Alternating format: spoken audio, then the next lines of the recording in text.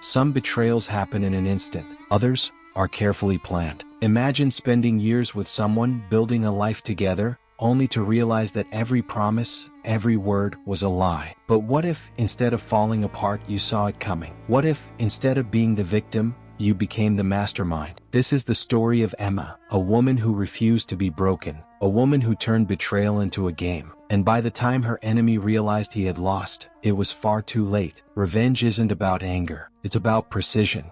Emma had always thought that exactness defined revenge rather than rage. Emotions were erratic and ephemeral, but patience, planning, control, and discipline, those were the actual instruments of damage. She had never been a woman prone to irrational choices or tantrums. She saw computed and waited instead. And Daniel, in his conceit, had made her life simple. She had been getting ready the moment she saw the first split in their marriage. Not because she was weak, not because she was desperate to hang on to him, but because she understood something basic about betrayal. Those who betrayed always felt themselves untouchable. Their assumption that their victims would fall apart, and that they would never see the onslaught approaching, kept them alive. Emma, though, was not the sort of lady that fell apart. She was the kind of lady who created traps so perfect, so flawless, that it was far too late to fight back when her opponent realized they had lost. It had begun with the budget. She had spent months meticulously rerouting their money,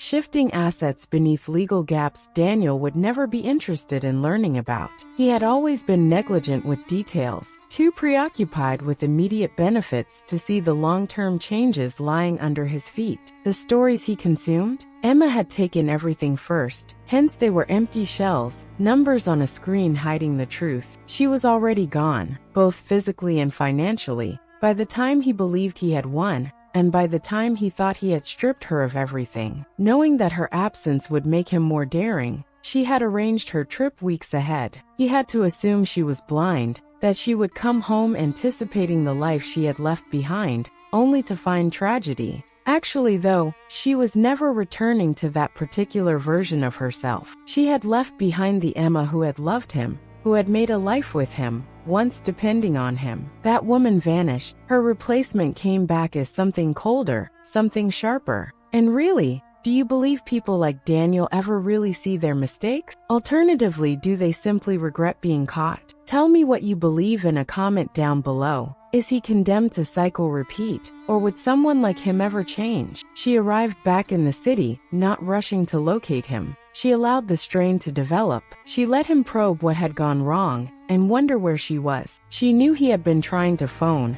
and had sent texts growing more desperate as he came to understand. She discounted every single one, though. He had once felt under control, but now he was the one whirling in search of explanations. The beauty of a well-executed game was that Hunter, realizing he had been the target all along, she chose at last to let him see her. She set up the conference so naturally, as though it were just another day, as though she were not about to destroy whatever illusion of hope he still possessed. Pacing, his face white, his hands quivering slightly, he was waiting for her. He resembled nothing at all the man who had assured her over the phone was going. That man had been haughtily conceited. This man was broken. "You did this," he snarled, his voice tinged with something between wrath and dread. As soon as she entered, Emma slanted her head to seem curious. "Did what?" "You took everything," he muttered, running a hand through his untidy hair. "The currency, the home, everything I put forward for success. Vanessa simply vanished. She is gone.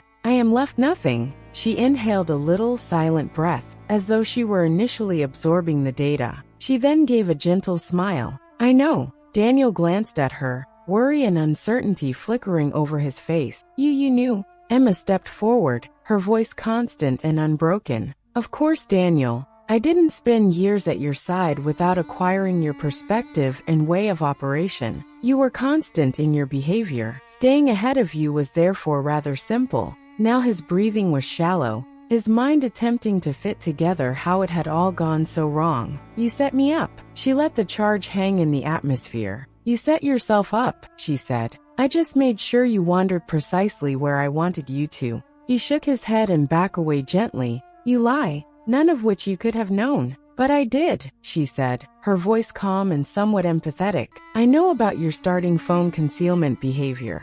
I knew when you returned late, and when you started once more paying attention to your appearance, and I took charge rather than facing you, allowing you authority over the conclusion of this narrative. Long before you considered touching the accounts, they were drained. The house, legally, you never owned the right to sell it. Vanessa, also, let's assume, then she was never yours to start with. His eyes grew widening. What exactly do you mean? Emma sighed gently, as though she were sorry for him. Daniel, you really ought to be more careful about the people you believe. Ever wonder why she appeared to be exactly right for you? Why did she say all the proper things? Why did she enter your life just at the time you most needed a break? He felt realization as slow-moving wrecking ball. No, she confirmed, yes. She never hung around with you. She was by my side. You would fall for precisely the kind of lady I knew. Exactly the kind of deception you would believe. And she gave a really good performance. She gave you just enough to make you believe you had won. Just enough to get you confident enough to demolish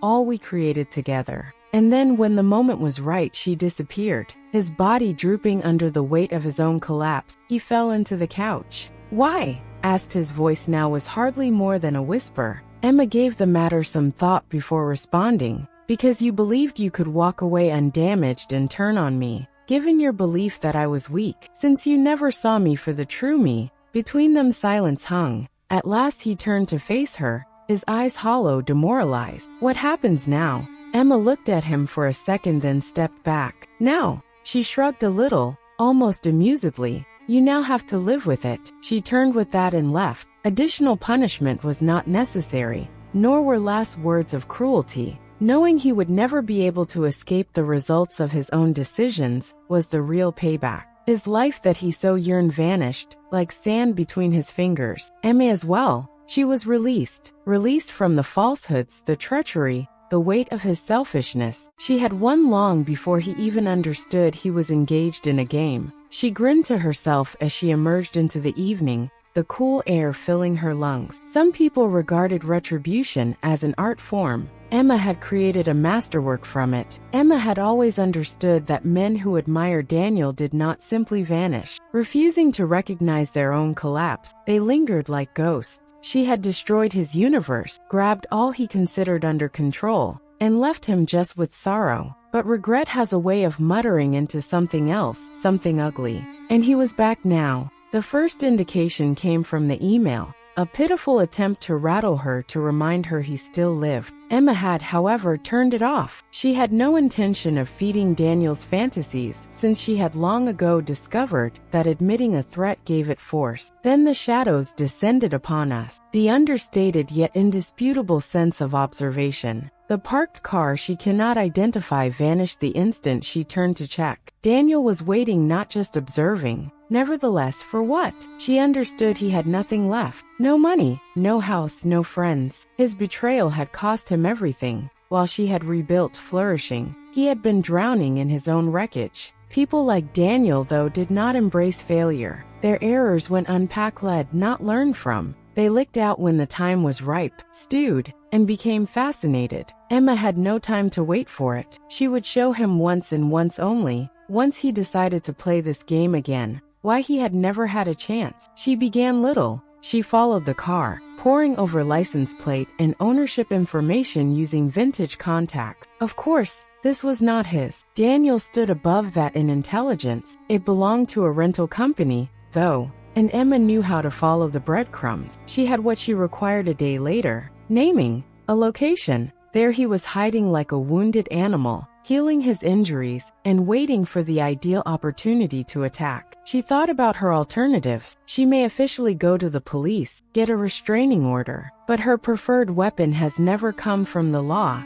It was slow, ineffective, full of holes Daniel kind of could play with. No, this had to finish under her terms. She thus went to see him. The building was precisely what she had anticipated, cheap, rundown, the kind of place where people vanished and no one questioned. She could picture Daniel inside, pacing, mumbling to himself, acting out scenes in which he recovered control, where he paid her. She moved in without thinking twice. Her first clue came from the slightly open door to his apartment. He intended this. She was supposed to find him. He was eager for the confrontation. Excellent. She opened the door and started inside. The air in the darkened room was stale. Papers of financial documents, old pictures of them together, news clippings on corporate losses, and legal issues were strewn across the table. The traces of a guy breaking down. And suddenly he was right here. Back turned, Daniel stood near the window with stiff shoulders. She hardly knew him when he turned at last to see her. He was slimmer.